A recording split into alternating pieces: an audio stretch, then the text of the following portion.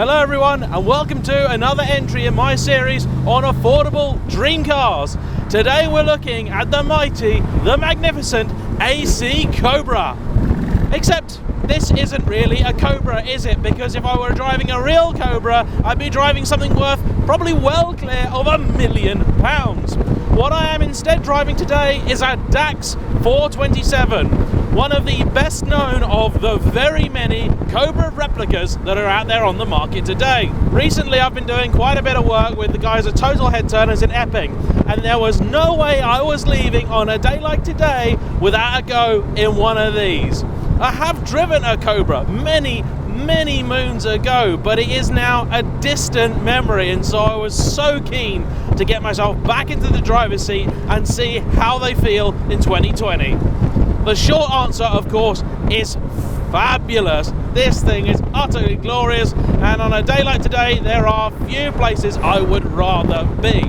Sure, the Cobra's a car of compromises, but if you want something truly special, I don't think it should be a car that you drive every single day anyway.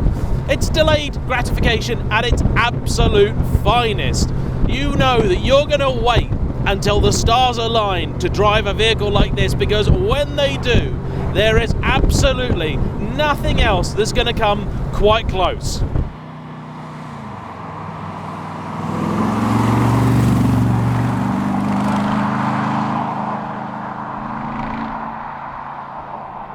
So let me tell you a little bit more about the DAGs. Well, they're an interesting company. They've been around since the 1970s. They were the first British company to produce a Cobra replica, and they had as one of their key guys a chap by the name of John Tajiro. He was actually instrumental in the creation of the original AC Ace, from which the legendary Cobra was birthed.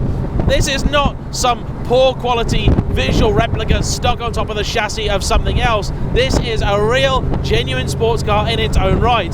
They've been building them for the best part of 50 years, and they have been constantly improving them. The truth is that one of these is probably a far more accomplished thing than any of the originals. The recipe is a simple one, as it should be for any car of this kind. You have a box session welded, bonded and riveted chassis underneath, with bespoke suspension available in a couple of different forms. This is what they call the De Dion chassis. It has, as you might imagine, a De Dion setup at the rear, making this car apparently handle a little bit better than the originals, but you can still buy an original setup car. It is a fully independent setup. It is also fully adjustable, and the amount of customization available with these cars is perhaps one of the things that's best about them. You can put any number of different engines in them. Of course, the popular ones are always going to be an American V8. Curiously, it is in fact Chevrolet engines rather than Ford which are the most popular. You'd think people would go with Ford for the originality, but the simple fact is that they're both pretty authentic if it's the experience that you're after. If you've already built yourself a quote-unquote kit car, are you really that worried about having the right brand name under the bonnet? And the Chevrolet is a perfect engine because you can have basically as much power as you want from it.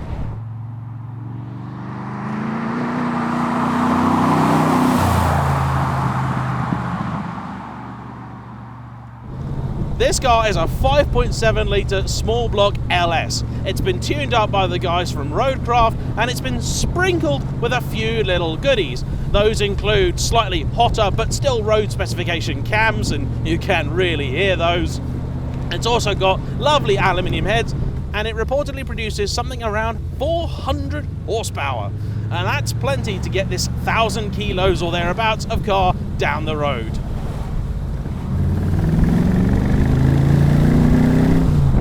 I do apologise if this camera is not doing its usual decent job. The fact is, with these cars, much like in a Caterham, because the windscreen isn't really a bonded structural member of the car, they are a little bit more flexible than normal, so sorry about it being a touch shaky. I just hope the focus has stayed.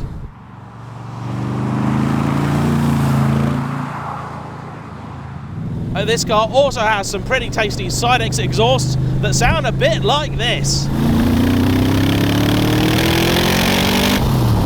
It moves!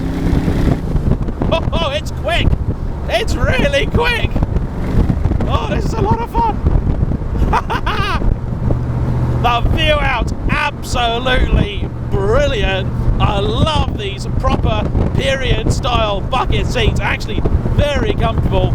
Pedal placement, very narrow. Now I have currently got my driving shoes on. They're nothing fancy, by the way, just a pair of Lonsdales. I own those because they are the thinnest, narrowest shoe with the tiniest sole that I can actually get my wide feet into. And even so, this is still a little bit of a challenge in the pedal box.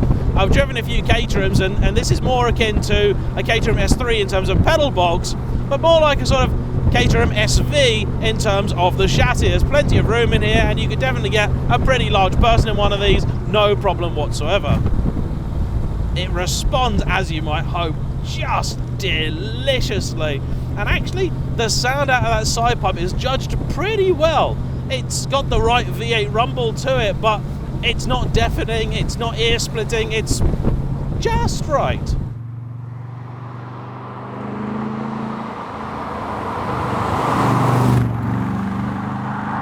Without a doubt, one of the best bits about the Cobra experience, and something that the guys at Total Headturners were very keen to impress upon me, is how flexible the cars are. They really are all things to all people. When you mention the words kit car to a lot of guys in England, you'll be met with derision, with sneers and with shrugged shoulders and sort of indifference and accusation. But when it comes to the Cobra, it is a car that gets the most wondrous acceptance. People absolutely love it. And I think that's because the Cobra kit car market has almost evolved into its own little ecosystem. Oh, it's absolutely epic. Such a good way to spend a summer's day. So what can you actually customize about these cars? Well, first off, engines. You can have a Ford in there, you can have a Chevy in there, you can even have a Jaguar in there. Oh yes, these cars use an awful lot of Jaguar running gear in them, from the XJ series cars, the XJ40s specifically.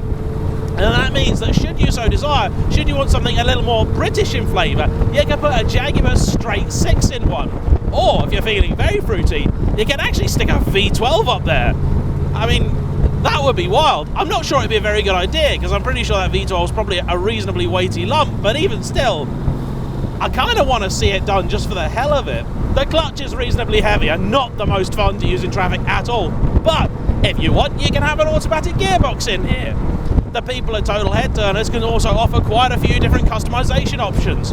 Want a different exhaust? No problem. You can have a nice side exit like this, which has a special covering on it, so most of it is reasonably safe to touch. Or you can have an undercar out the back exit if you so desire. You can put a hardtop on one of these if you want. You can change the interior around. You can change the exterior. You can have it any colour you want. You have stripes, no stripes. The sky is the limit.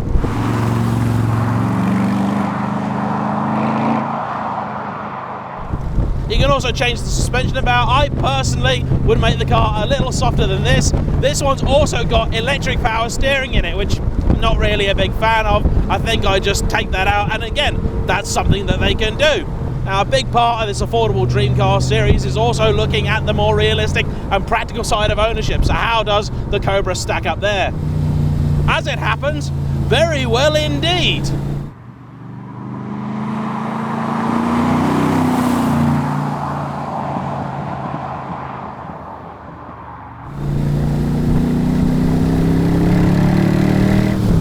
Purchase price of this particular Cobra is 45 grand, so still well under half my dream car limit of £100,000. Notice no cars in this series have actually yet come close to that limit. I am doing my absolute best to keep things as relatively affordable as I can.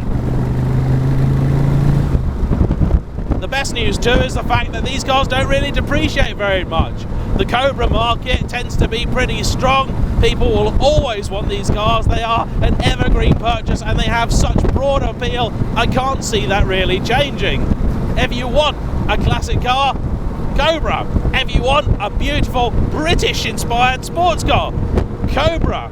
If you want something that's silly fast, Cobra. You want a proper American, loud, shouty, snorty V8 to rip out with your mates, Cobra. You want a car that you can build yourself, Cobra. You want a car you don't have to build, Cobra. The vast majority of Cobras out there have been home built. I know that the idea of someone knocking together a car in their shed might put some people off. However, the guys at Total Headturners actually told me that many of the best built cars they've seen are indeed home built, because they have been a labour of love. They are passion projects for their owners, and so they put in all the little details that a factory simply won't. You have to remember too that these cars have been designed to be built at home, so they're not really the sort of thing that people don't really know how they go together. They're not a piece of IKEA furniture. The benefit, of course, of buying one of these from a specialist is that they are going to be able to go over the car with a fine-tooth comb, identify all the things that need sorting out, rectify them where need be, and prep the car for their new owner. Gives you that little bit of extra peace of mind. Servicing on these is also pretty decent too. They require an oil change on an annual to sort of 18-month basis, and that's going to cost you the sum total of 50 quid plus a very basic amount for labour. Not a difficult job. These American engines are notoriously easy to work on. If you bought a car from Total Headturners, they would be happy to work on it, but they actually are real advocates of just taking it to your local American or classic car specialist, because there isn't anything in this car that's that complicated. In fact, a lot of the people that buy these apparently buy them because they enjoy the idea of being able to work on them and maintain them themselves in their own time. This is a fully fledged hobby. It's a car that you can enjoy and get something from even when you're not actually driving it.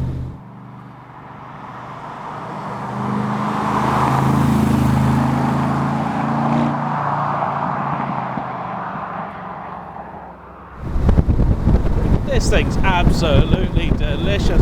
Tremec 5-speed gearbox, joy to use. All the pedals, very nice. Apart from that clutch, which is a little heavy. One thing I don't like, it keeps messing around with my camera.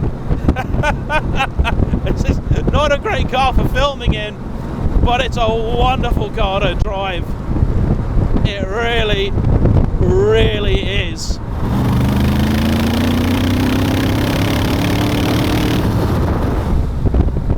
Thanks for watching, everyone.